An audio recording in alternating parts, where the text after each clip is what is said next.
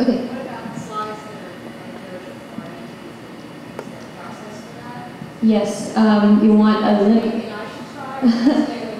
You can, if it's just dust, you can get little blower brushes, and it's like a brush on the end of a little balloon, and so it'll blow air, and then you can kind of brush stuff away.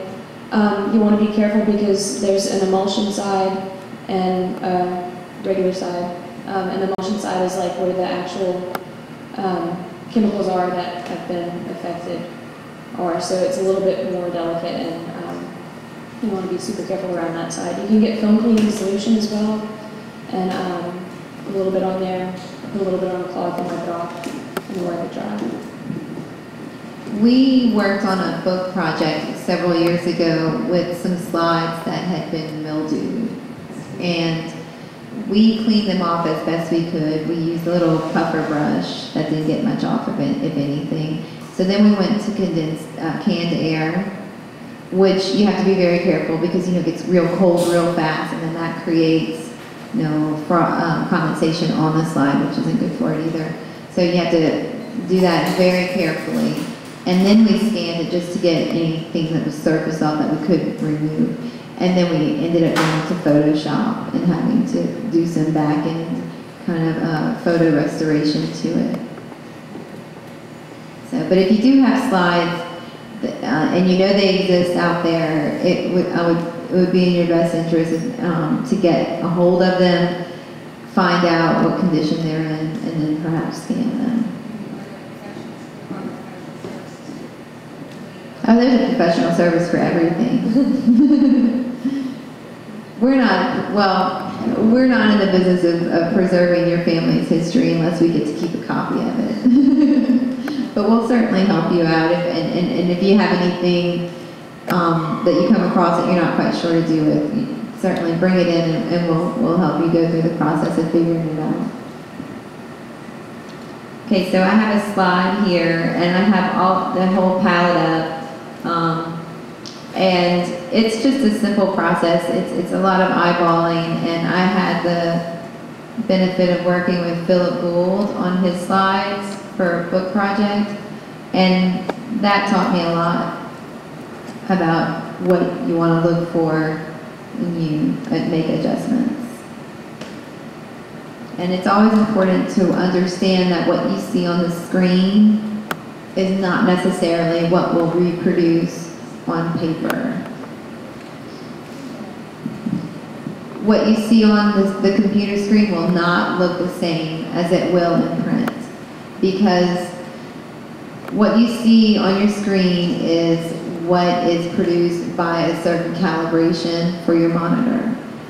When you send something to press or through a printer, there are several other processes and calibrations that exist. So we come across that quite often.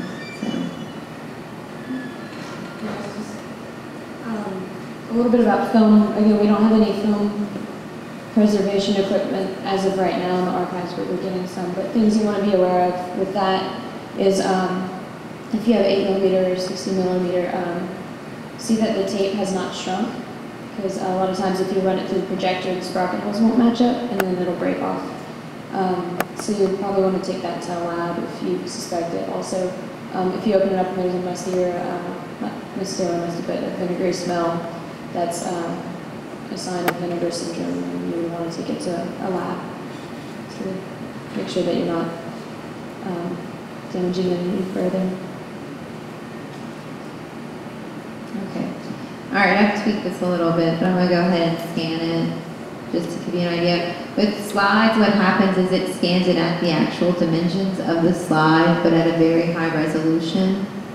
So it's a very small size and a very high resolution, which gives you a lot of leeway in how you then handle the image from there. You can make it very large and lower the DPI significantly if you need to put it into some sort of a publication, or if you want to print it out on a letter-sized piece of paper. Because otherwise it's like real small.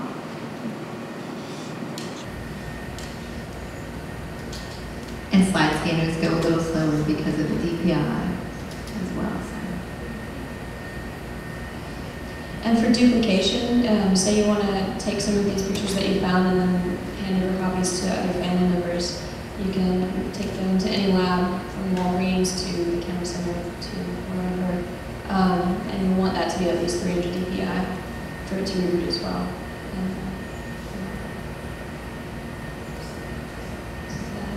Yeah, a lot of people, recently I've discovered by going to lots of weddings of late, will take the family photographs, scan them in, and make quick, just, you know, basic PowerPoint slideshows of just image after image after image with some music in the background.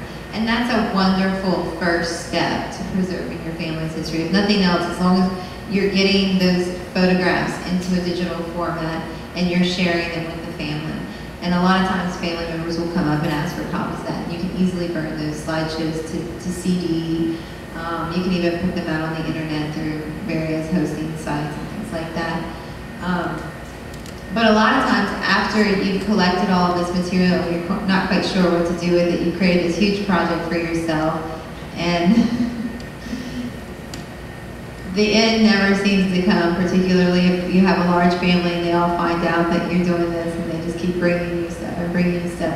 And then it becomes an issue of, okay, I have all this stuff now, how do I share it back with the family? There's various things you can do. Sharing?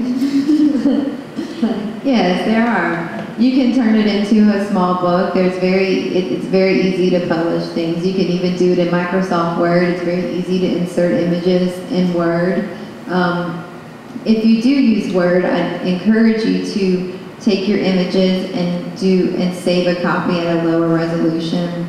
You don't want to plug in the 600 dpi images because it'll make your Word document very unwieldy. I also suggest that you make like chapters in a book and save each Word file as a small chapter rather than try to do like 200 pages full of images as one Word document, because it could not open, the file could get corrupted, it could take a very long time to open because there's so much information contained in it. So if you have a Word document of, you know, up to 30 pages with images, you're a lot safer. And then you can in turn turn those Word documents into PDF format, and that will lock everything down and you can print it very quickly. You can bring it to Office Depot, they can print it and do like a coil binding on it, and you've got your Christmas gifts. Ta-da!